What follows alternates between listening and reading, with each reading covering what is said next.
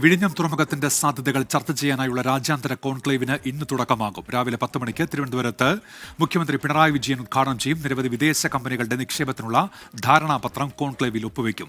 Alex Ram Muhammad ചേരുന്നുണ്ട് വിശദാംശങ്ങളുമായി ഇപ്പോൾ തിരുവനന്തപുരത്ത് നിന്ന്. അലക്സ്, ഇക്കാര്യത്തിൽ എന്തൊക്കെ ചർച്ചകൾ നടക്കും, എന്തൊക്കെയായിരിക്കും ഈ കോൺക്ലേവിന്റെ ഭാഗമായി ഉണ്ടാവുക? അലക്സ്. ഉന്മേഷ, വിഴിഞ്ഞം നമ്മുടെ അഭിമാന പദ്ധതിയാണ്. വിഴിഞ്ഞം തുറമുഖം സംസ്ഥാനത്തിന്റെ മുഖച്ഛായ തന്നെ മാറ്റുമെന്നുള്ള കാര്യത്തിൽ തർക്കമില്ല.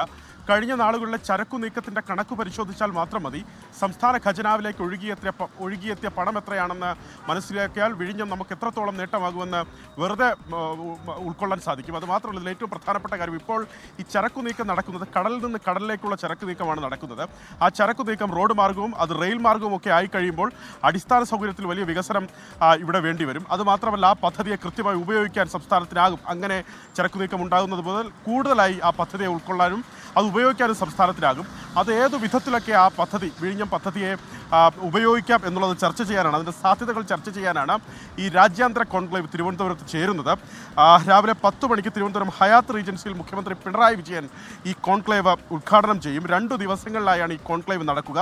7 വിഷയങ്ങളിൽ പ്രസൻറ്റേഷനുകൾ, 4 വിഷയങ്ങളിൽ പാനൽ ചർച്ചകൾ, 3 ഫയർ സൈഡ് ചാറ്റുകളും ആണ് ഈ കോൺക്ലേവിൽ പ്രധാനമായി നടക്കുക. വിദേശത്ത് നിന്നുൾപ്പെടെ ഏതാണ്ട് 300ഓളം പ്രതിനിധികൾ ഈ കോൺക്ലേവിൽ പങ്കാളികളാകും. ഓരോ സെഷനുകളിൽ സംസ്ഥാനത്തെ മന്ത്രിമാരും ഈ കോൺക്ലേവിലേക്ക് എത്തും. ശരി അലക്സ് റാം മുഹമ്മദാണ് വിശദാംശങ്ങൾ നൽകിയത്. വിഴിഞ്ഞത്തെ കോൺക്ലേവിന് തുടക്കമാകാൻ പോവുകയാണ്.